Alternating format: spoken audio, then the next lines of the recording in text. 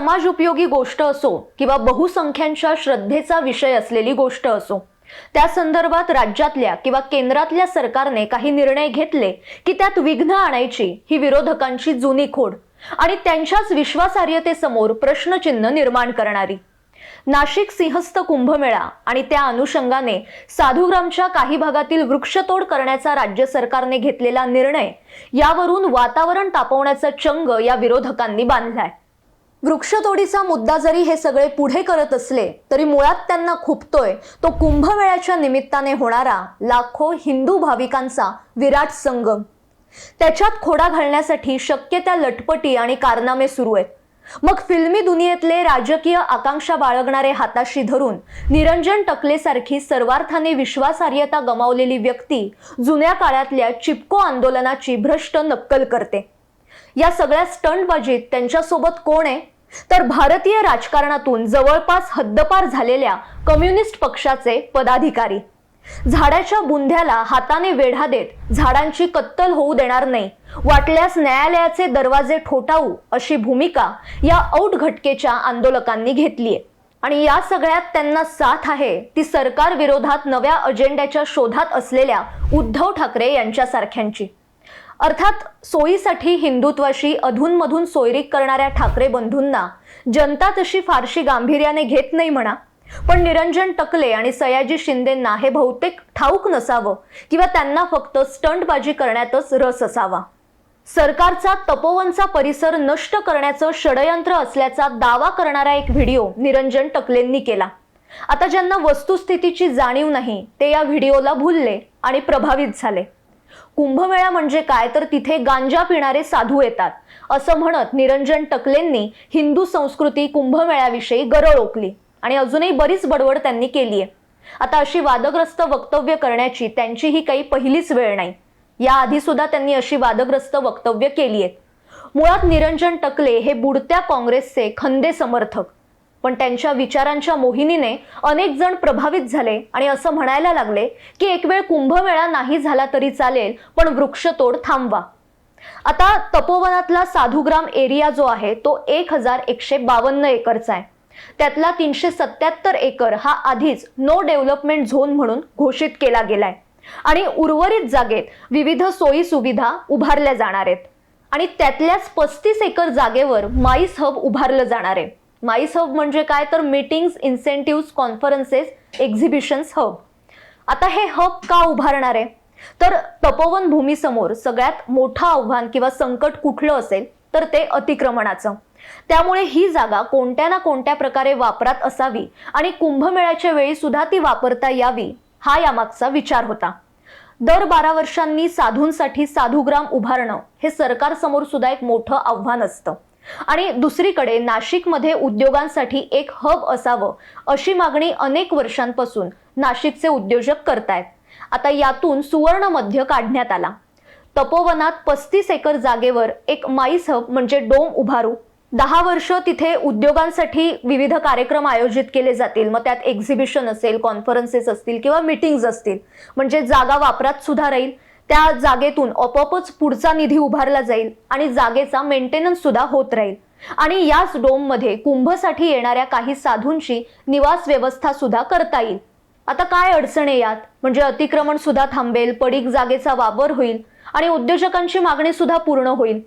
आणि अजून एक महत्वाची गोष्ट म्हणजे तपोवनातील 38 एकर जागा ही महंत नारायणदास महाराज यांनी दिली आहे. ती जागा धार्मिक आखाड्याची पारंपरिक जागा आहे. ती जागा कुंभमेळ्याकरता आरक्षित करण्यात आलेली आहे. आता वृक्षतोडी संदर्भात जो एवढा गवगवा केला जातोय त्या संदर्भात मुख्यमंत्री देवेंद्र फडणवीस यांनी अतिशय समर्पक असं उत्तर दिले, योग्य उत्तर दिले. ते काय म्हणालेत ते ऐकूया. पहिली गोष्ट तर अशी आहे की साधारणपणे वृक्षतोड टाळली पाहिजे याबद्दल कोणाचं दुमतच असू शकत नाही. फक्त याचं राजकीयकरण हे चुकीचं आहे. असं आहे की साधुग्रामची ही जागा कित्येक वर्षापासून त्या ठिकाणी साधुग्राम आपण तयार करतो. आपण जर त्याचा 2015चा गुगल इमेज बघितली, 2016ची गुगल इमेज बघितली, इथे कुठलंही झाडं नाहीत. 2017-18ला त्या ठिकाणी महानगरपालिकेने एक प्रस्ताव घेतला, अतिक्रमण होत आहे, काही वृक्षारोपण केलं पाहिजे. आपली ही 50 कोटी वृक्षाची स्कीम चाललेली होती. त्या अंतर्गत थोडा विचार न करता, म्हणजे मी हे चूक आहे असं म्हणणार नाही, पण आपल्याला बाबा परत 12 वर्षांनी ते वापरावं लागतं, विचार न करता एक डेन्स अशा प्रकारचं त्या ठिकाणी प्लांटेशन करण्यात आलं, जे आता मोठं झालेलं आहे. आणि म्हणून साहजिक लोकांना असं वाटतं की आता इथे हे वृक्ष आहेत आणि तुम्ही कसे तोडता. आता प्रशासनासमोर देखील हा अडचण आहे की ते तोडले ना तर साधुग्राम कुठे करायचं. कारण आपण बघा की जो प्रयागराजचा कुंभमेळा होतो तो 15,000 हेक्टरमध्ये होतो, 15,000 हेक्टर, आणि आपल्याला कुंभमेळा करायचा 350 एकरात, आणि तिथली जमीन जर मिळाली नाही तर हा कुंभमेळा होईल कसा. पण त्याचवेळी कुंभमेळा जो आहे हा आपल्या सनातन संस्कृतीचं एक प्रतीक आहे, आणि सनातन संस्कृतीमध्ये वृक्ष, पर्यावरण याला एक विशेष महत्व दिलेलं आहे, नदीला विशेष महत्व दिलं आहे. आपण नदीची आराधना करणारे लोक आहोत, आणि म्हणून एक प्रकारे हाही समज लोकांचा जो आहे की बाबा कुंभमेळा करता आणि वृक्ष कसे तोडता, तर तो देखील योग्य आहे. तर मग यातला नीट मधला मार्ग काढावा लागेल आपल्याला. जागा पण आपल्याला वापरता येईल, पण जेवढी वृक्ष वाचवता येतील तेवढी वाचवली पाहिजे. काही वृक्ष ट्रान्सप्लांट करावे लागले तर ते ट्रान्सप्लांट केली पाहिजे. मी जी काही प्रशासनाशी चर्चा केली, कारण या गोष्टी काही माझ्या स्तरापर्यंत आल्या नाही, पण मी सगळं माध्यमात आल्यानंतर प्रशासनाशी चर्चा केल्यानंतर प्रशासनाचे मत आहे की जे त्यातनं बेस्ट करता येईल ते करण्याचा आपण प्रयत्न करू. कुंभमेळाही झाला पाहिजे आणि आपल्याला झाडं देखील कशा पद्धतीनं जास्तीत जास्त वाचवता येतील हा प्रयत्न केला पाहिजे.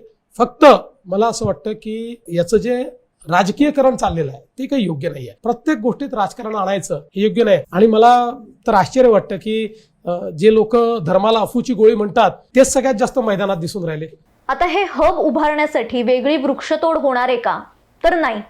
दरवेळी प्रत्येक कुंभच्या आधी जशी जमीन मोकळी केली जाते तशी आणि तितकीच होणार आहे. परदेशी प्रजातींची झाडं ही वेगाने वाढतात आणि ती आपल्या परिसंस्थेला हानिकारक ठरतात. त्यामुळे वन विभागाकडून अशा झाडांची नियमितपणे छाटणी सुरू असते. देशी प्रजातींची झाडं तोडणार नाही असं सरकारने सांगितल्यावर टकलेंनी एक हास्यास्पद प्रश्न केला. ते म्हणाले की आता झाडांमध्ये पण तुम्ही जाती आणणार का? लोकांना या प्रश्नावरून त्यांच्या वैचारिक उथळपणाचा अंदाज आला असेल. सर्व झाडं पर्यावरणपूरक नसतात आणि वेगाने वाढणारी परदेशी प्रजातींची झाडं ही स्थानिक परिसंस्था बिघडवतात हे विज्ञानच सांगतं. त्यामुळे फक्त अशाच हानिकारक वृक्षांची तोड होणारे हे बहुतेक या आंदोलनजीवींना माहीत नसावं. मुंबई आग्रा महामार्गाचं रुंदीकरण करत असताना सुद्धा अशाच प्रकारचा विरोध करण्यात आला होता. पण त्यावेळी सुद्धा शेकडो वर्ष जुन्या असलेल्या झाडांचं अगदी यशस्वीपणे पुनर्रोपण करण्यात आलं होतं. त्यावेळी जे विरोध करत होते तेच आता या महामार्गाचा अगदी सर्रास वापर करतात. आणि आता सुद्धा सरकार तेच सांगतंय की जी झाडं जुनी आहेत ती कापली जाणार नाही, तर त्यांचं यशस्वीपणे पुनर्रोपण करण्यात येईल. पण नाही, समजूनच घ्यायचं नाही. आता या आंदोलनात मुख्य भूमिका आहे ती सयाजी शिंदेंची. सयाजी शिंदेंनी सह्याद्री देवराईच्या माध्यमातून अनेक ठिकाणी वृक्षारोपण केलं असलं तरी त्यांच्या या उपक्रमामागच्या हेतूबाबत संशय व्यक्त केला जातोय. देवराईच्या माध्यमातून अनेक ठिकाणी शासकीय किंवा वन विभागाच्या मोकळ्या जमिनींवर ताबा मिळवण्याचा प्रयत्न केला जात असल्याचा आरोप स्थानिक स्तरावर होतोय. आर्थिक गोष्टीत सुद्धा पारदर्शकतेचा अभाव असल्याचं अनेक ठिकाणी दिसून आलंय. सयाजी शिंदे, उद्धव ठाकरे, निरंजन टकले यांच्या आंदोलनाला डाव्या विचारसरणीच्या तथाकथित पुरोगाम्यांचा जो पाठिंबा मिळतोय त्यामागे मोठं षडयंत्र असणार हे निश्चितच आहे. से नो टू कुंभ सारखे हॅशटॅग या टोळीचा अंतस्थ हेतू स्पष्ट करणार आहेत. तेव्हा लक्षात घ्या, पर्यावरणाची चिंता हा या मंडळींनी पांघरलेला बुरखा आहे. त्याच्या आडून हिंदू संस्कृतीला, परंपरेला बदनाम करण्याचा डाव आहे. हा प्रकार म्हणजे दुसरं तिसरं काहीही नसून इको टेररिझम आहे. आणि या इको टेररिझमला जर आज आपण बळी पडलो तर उद्या आपली मंदिरं किंवा आपले सण, उत्सव, परंपरा साजरे करण्यावर सुद्धा ते बंदी घालतील. तेव्हा सुजाण नागरिक म्हणून सजग राहायचंय ते दोन्हीसाठी. भारतीय झाडांचं रक्षण होतंय की नाही हे पाहण्यासाठी आणि पर्यावरणाचा बुरखा पांघरून सर्वसामान्यांना फसवत हिंदू परंपरा मोडीत काढायला निघालेली कपटी लोक ओळखण्यासाठीही. लबाडांच्या या कपट कारस्थानाला बळी न पडता सरकारवर विश्वास ठेवू. भारतीय झाडं वाचवून कुंभमेळा थाटात पार पाडू हा सरकारचा संकल्प सिद्धीस जाण्यासाठी आपण समंजसपणे त्यांना साथ देऊ. आजच्या भागात इथेच थांबते, पण याविषयी तुम्हाला काय वाटतं ते नक्की कळवा. आणि अशाच महत्त्वाच्या विषयांसह आपण सातत्याने भेटणार आहोत. त्यासाठी साप्ताहिक विवेकच्या YouTube चॅनलला आजच सबस्क्राईब करा.